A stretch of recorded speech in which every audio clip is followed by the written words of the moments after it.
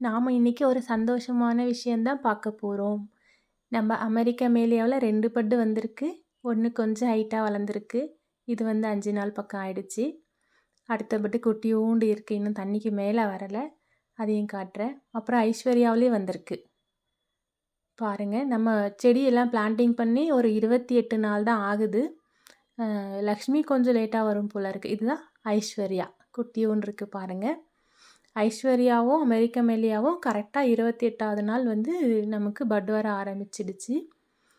நியூவாக யாராவது பிளான்டிங் பண்ணுறீங்க அப்படின்னா சந்தேகமே வேண்டாம். கண்டிப்பாக 1 மாதத்துக்கு உள்ளாரையே உங்களுக்கு வந்து பட் வர ஆரம்பிச்சிடும். எனக்கு வந்துடுச்சு. இங்கே பாருங்கள், இது வந்து 2வது பட்டு. அழகாக இருக்குது, பார்க்கவே ஒரே சந்தோஷமாக இருக்குது.